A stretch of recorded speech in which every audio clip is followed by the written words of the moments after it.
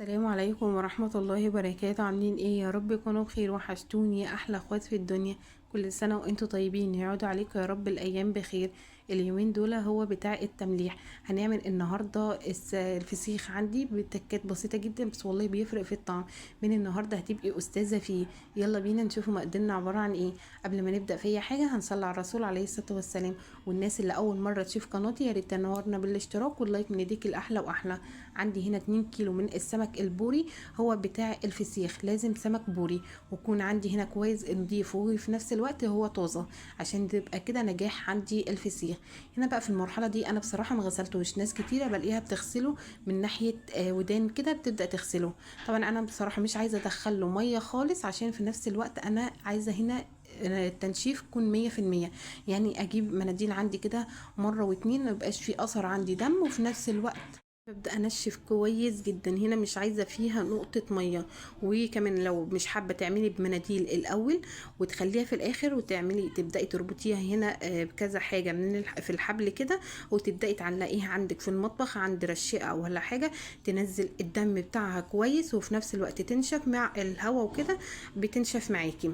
طبعا انا بصراحة ما حبيتش اعمل الحركة دي، عشان لو مثلا ترابة او دبانة او حشرة ولا حاجة، مش حابة المرحلة دي. حبيت هنا اعمل ايه، هبدا انشف كويس جدا بمناديل. انا بجيب مره واثنين وثلاثه لغايه لما بلاقي عندي البوري عندي ما فيهاش نقطه ميه من بره ومن جوه. وهنا اهم حاجه انا بصراحه ما فضلتش الا انا اغسله.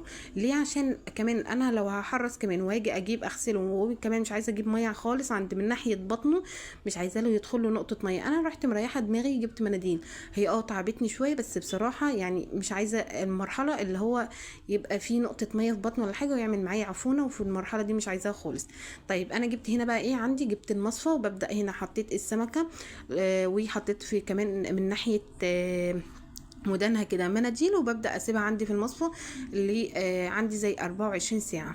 ببدا اسيبها كده وبغطيها كده يا دوبك بكيسه او بمناديل ولا حاجه، عشان لو في حشره ولا حاجه ما تجيش عليها. كده هنا بقى في المرحله دي نشفت معايا زي ما انتم شايفين. هي حجرت مش نشفت، هي حجرت زي ما انتم شايفين كده. واليومين دول كانوا الجو ساقعه اللي انا عملت فيهم، كان هوا وجامد وكده. طبعا بصوا نشفت معايا كويس جدا. في المرحله دي بتبدا ايه، بتطريها من الجناب يا جماعه. اوعوا تجيوا عند بطنها، ما تطريهاش خالص من ناحيه بطنها. طيب هنا بقى في مرحله التمليح ببدا اجيب شطه، وعندي شويه كمان كركم بيدي لون حلو، وفي نفس الوقت بيدي اللون الاصفر كده وطعم حلو. وهنا الشطه دي اختياري خالص. حطيت هنا ملح اللي هو الناعم، بصراحه هو افضل حاجه الخشن. ملح الخشن ده يا جماعه بجد بيبقى من نجاح عندك الفسيخ عندك، او السردين والكلام ده كله. انا صراحه يعني عايزه اقول لكم انا دخت على الملح الخشن ما لقيتوش اصلا. اليومين دول ما فيش خالص، رحت اضطريت ان انا اعمل بالملح اللي احنا بنعمل بيه الطعام عادي خالص. بسميت الله وببدا اعمله. واني كنت اول مره اعمل فيه الفسيخ، عايزه اقول لكم انا اول مره اعمله في حياتي في البيت. انا على طول بصراحه بجيبه جاهز. رحت لقيت الاسعار غاليه جدا، راح جوزي قال لي لا احنا نجيبوه نعملوه في البيت افضل. يعني 2 كيلو، عايزه اقول لكم ما شاء الله لو هتروحي تجيبيهم من بره، يعني يا دوبك ال 2 كيلو بيعمل معاكي 3 سمكات او 4، وفي نفس الوقت مبقاش ايه زي البيت خالص.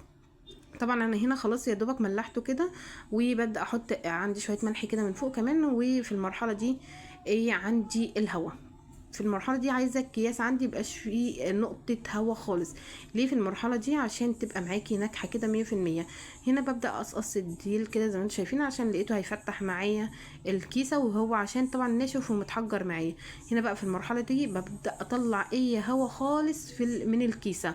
وببدا هنا بجيب بقى في كذا كيسه وابدا اربط، وفي كذا كيسه في نفس الوقت، وببدا ايه اربط. عايزينه في كذا كيسه، وفي الاخر بنجيبه علبه اللي هي بتاعه المطبخ، وبنبدا نحطه. انا هنا بصوا ببدا اربط واحط كذا كيسه، عشان هنا ما يطلعش معايا ريحه، وفي نفس الوقت يطلع معايا كده طري وجميل.